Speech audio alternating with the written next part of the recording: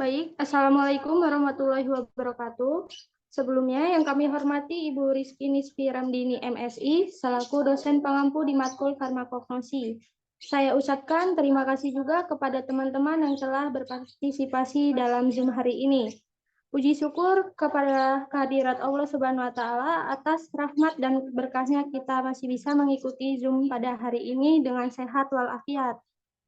Sebelumnya, izin memperkenalkan diri, saya Rindi, selaku moderator hari ini untuk mewakili kelompok 2 dengan tema Simplicia Kunyit.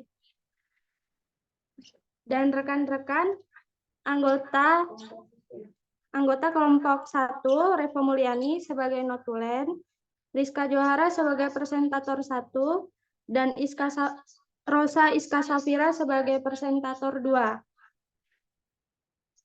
Pembahasan pada hari ini adalah Simplicia kunyit. Simplicia adalah bahan alam yang dikeringkan yang akan digunakan untuk pengobatan dan belum mengalami pengolahan dan bentuk aslinya masih pure kunyit. Untuk pembuatan Simplicia kunyit, lebih lanjutnya akan dibahas oleh rekan saya yang bernama Rizka Johara. Kepada Rizka Johara, dipersilahkan. Baik, terima kasih atas moderator untuk kesempatannya. Pertama-tama saya akan menjelaskan dulu asal-usul kunyit itu, nama lain, nama latin, dan juga nama simplicianya. Jadi, kunyit ini mempunyai nama latin Curcuma longa dan nama lokalnya adalah kunir. Nama simplicia dari kunyit adalah Curcuma domestica rhizoma. Jadi, kunyit ini memiliki karakteristik tersendiri. Jadi, apa sih karakteristik kunyit itu? Saya akan membahas tentang karakteristik kunyit. Karakteristik kunyit itu merupakan suatu tanaman herbal dengan tinggi mencapai 100 cm.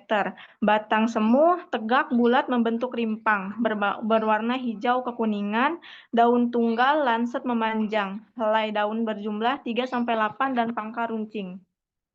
Tepi rata panjang 20-40 cm, lebar 8-12,5 cm, pertulangan menyirip berwarna hijau pucat. Itu dilansir dari Astuti 2018. Bunga tumbuh dari ujung batang, panjang 10-15 cm. Bunga berwarna kuning atau kuning pucat, mekar secara bersamaan. Rimpang induk bercabang, rimpang cabang lurus atau sedikit melengkung. Keseluruhan rimpang membentuk rumpun yang rapat, berwarna jingga, tunas muda berwarna putih. Akar serabut berwarna coklat muda, itu dilansir dari Kurniati 2008. Kunyit dapat tumbuh di daerah tropis dan subtropis, mulai dari ketinggian 2.400 sampai 2.000 meter di atas permukaan laut. DPL. Daerah dengan curah hujan 2.000 sampai 4.000 mm per tahun merupakan tempat tumbuh yang baik bagi kunyit. Kunyit dapat pula tumbuh di daerah dengan curah hujan kurang dari 1.000 mm per tahun, tetapi diperlukan pengairan yang cukup dan tertera dengan baik. Itu dilansir dari Putri 2012. Jadi pada kesimpulannya kunyit itu lebih cepat tumbuh di tempat yang agak-agak sedikit tanahnya lembab basah gitu. Jadi kandungan yang di antara kunyit ini atau kandungan yang ada di tanaman kunyit ini adalah yang pertama kurkumin, yang kedua adalah kurkuminoid, yang ketiga adalah minyak atsiri, yang keempat adalah flavonoid, yang kelima adalah antosianin, dan yang keenam adalah tanin. Jadi kunyit ini banyak sekali manfaatnya. Salah satu atau beberapa manfaatnya adalah yang pertama, meningkatkan daya tahan tubuh. Yang kedua, mengobati radang. Yang ketiga, mengurangi rasa mual. Yang keempat, mengatasi perut yang kembung. Yang kelima, mengurangi nyeri sahat head. Yang keenam, mengobati metastasis kanker. Yang ketujuh, sebagai obat alergi. Yang kedelapan, menangkal bakteri jahat. Yang kesembilan, penawar racun. Yang 10 mengobati MAH, yang 11 menstabilkan kadar gula darah, yang ke-12 meredakan peradangan usus, yang ke-13 melawan infeksi, ke-14 membantu menurunkan berat badan, yang ke-15 merawat hati. Jadi itulah beberapa manfaat dari kunyit yang banyak sekali kita lihat yang manfaatnya. Untuk cara pembuatan simplicianya, saya serahkan kepada moderator. Terima kasih. Untuk pembuatan simplisianya, kami akan lanjutkan kepada rekan kami yang bernama Rosa Iska Safira. Kepada Rosa, dipersilakan. Baik, teman-teman, di sini saya akan membacakan tahap dan cara pembuatan simplisia dari kunyit. Yang pertama itu ada pengumpulan bahan. Dalam pengumpulan bahan, perlu diperhatikan adalah umur tanaman, bagian tanaman pada waktu panen, dan lingkungan tempat tumbuhnya. Nah, jadi untuk pengumpulan bahan ini, sebelumnya kita cari dulu kunyit yang memang benar-benar udah tua, gimana biar nanti hasil dari simplisia yang kita buat itu bisa bagus-bagus. Nah, tahap kedua itu yaitu sortasi basah. Sortasi basah dilakukan untuk memisahkan kotoran-kotoran atau bahan-bahan asing lainnya dari bahan simplisia sehingga tidak ikut terbawa pada proses selanjutnya yang akan memengaruhi hasil akhir. Nah, pada sortasi basah ini yang dimana si simplisia itu kan kita cuci dulu ya. Nah, nanti setelah kita cuci, kita pisahin yang mana benar-benar kunyit yang mau kita pakai dan yang nggak mau kita pakai.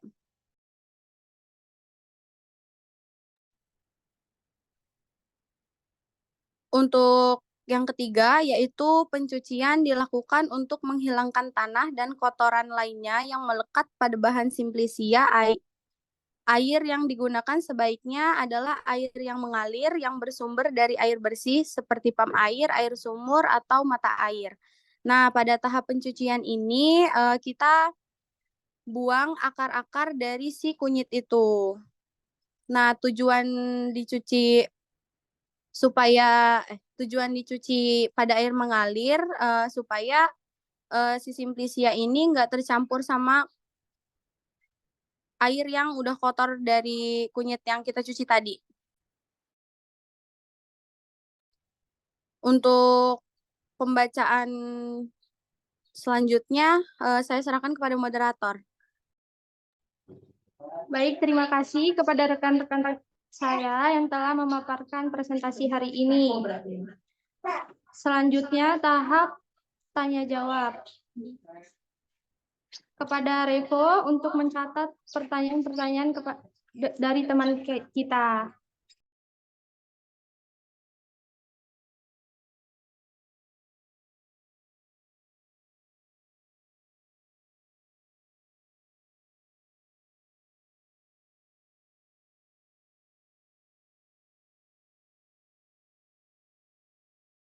Revo, dipersilakan. Baik, terima kasih untuk moderator. Yang keempat ada perajangan atau pencacahan yang bertujuan untuk memperluas permukaan bahan baku, pengeringan akan semakin cepat. Alat perajangan, pisau atau mesin perajangan untuk ukuran yang tipis dan seragam sesuai yang dikehendaki.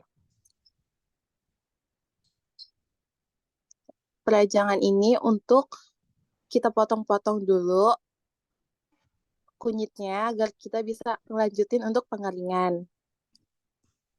Lalu yang kelima ada pengeringan, tujuannya mendapatkan simplisia yang tidak mudah rusak, dapat disimpan dalam waktu yang lebih lama dengan mengurangi kadar air dan menghentikan reaksi enzimatik akan dicegah penurunan mutu atau perusakan simplisia.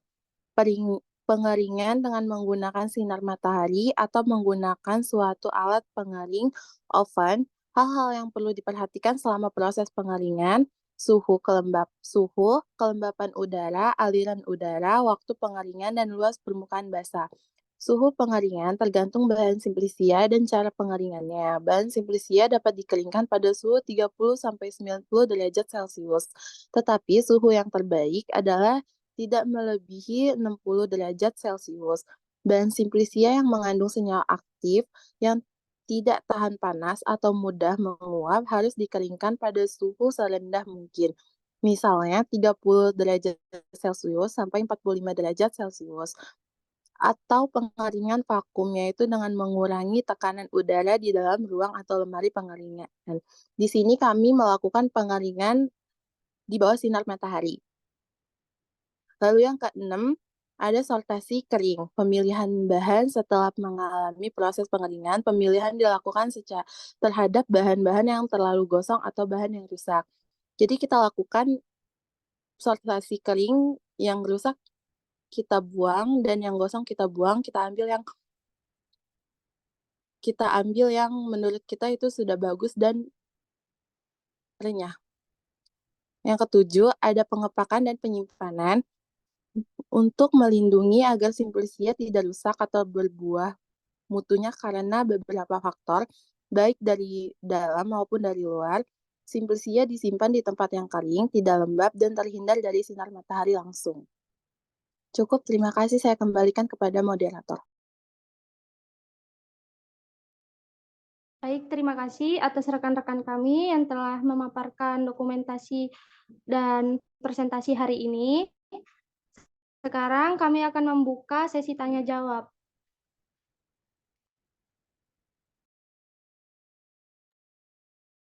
Izin bertanya, Kak. Iya, silakan. Perkenalkan, saya Septiana dari kelompok 3 ingin bertanya. Tolong sebutkan klasifikasi dari tanaman kunyit. Terima kasih.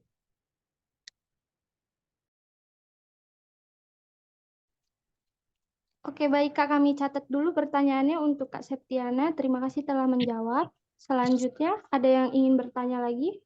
Ada Kak, izin bertanya. Boleh. Saya Putri Asmara, perwakilan dari kelompok 6, izin bertanya. Untuk waktu panen kunyit itu yang ideal itu pada umur berapa ya Kak? Dan efek sampingnya kayak gimana kalau dia misalnya dipanen dalam waktu yang kemudaan atau ketuaan gitu? Baik, terima kasih. Baik, Kak Putri Asmara, terima kasih. Pertanyaannya kami catat terlebih dahulu ya, Kak. Selanjutnya ada lagi?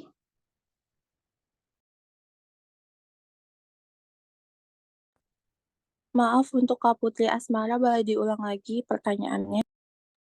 Baik Kak, mau nanya untuk waktu panen kunyit itu yang ideal itu pada umur berapa? Dan efek sampingnya kalau dia dipanen atau dibuat simplisia pada umur yang kemudaan atau ketuaan itu bakal gimana?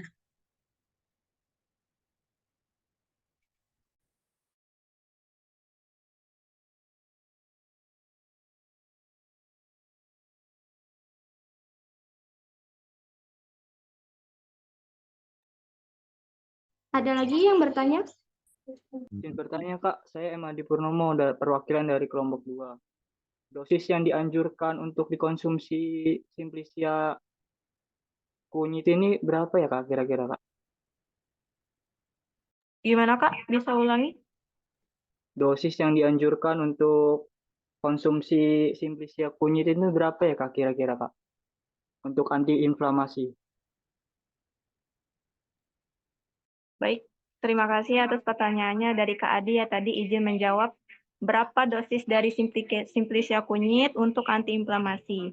Biasanya kalau misalnya dia berbentuknya itu kapsul, itu bisa 3 kali sehari, itu 2 kapsul sekali minum. Kalau misalnya dia berbentuknya kayak madu, itu bisa 1 kali sehari 15 mili atau 1 sendok makan. Begitu. Ataukah kurang jelas atau bagaimana? Sudah jelas Kak, terima kasih. Baik, sama-sama Kak Adi. Terima kasih juga atas pertanyaannya.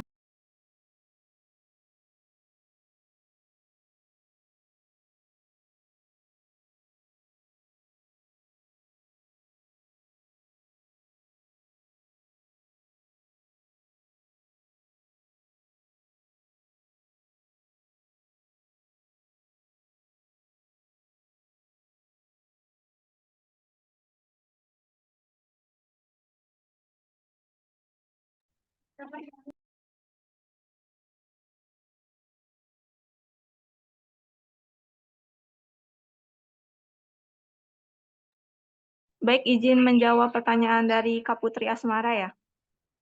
Tadi pertanyaannya, berapa sih umur kunyit yang layak dipanen itu dan apa efeknya kalau misalnya kunyit itu kemudaan atau ketuaan saat dijadikan simplisia? Ataukah ada pengaruhnya atau tidak?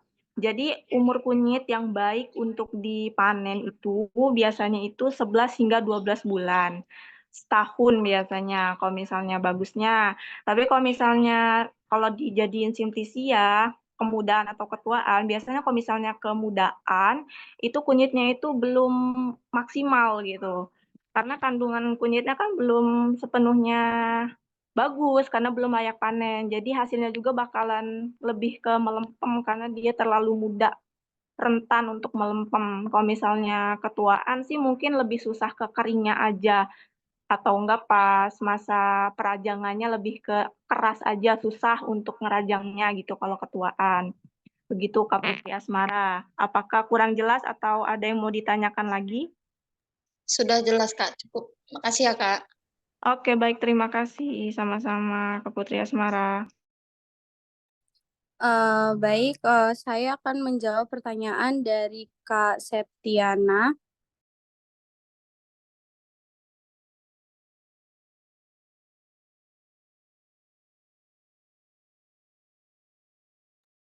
Tadi untuk pertanyaannya sebutkan klasifikasi dari tanaman kunyit ya.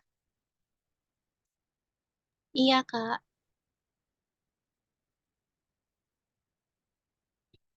Eh,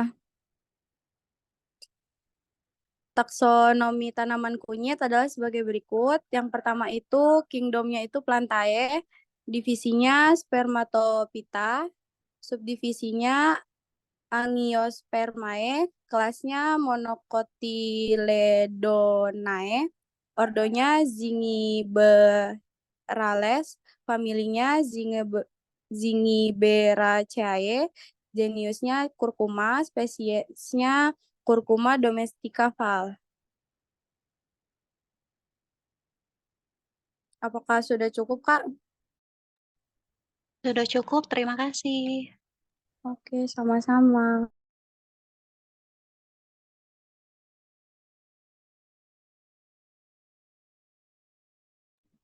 Baik, sekian terima kasih atas presentasi hari ini. Kami ucapkan terima kasih. Wassalamualaikum warahmatullahi wabarakatuh. Waalaikumsalam warahmatullahi wabarakatuh.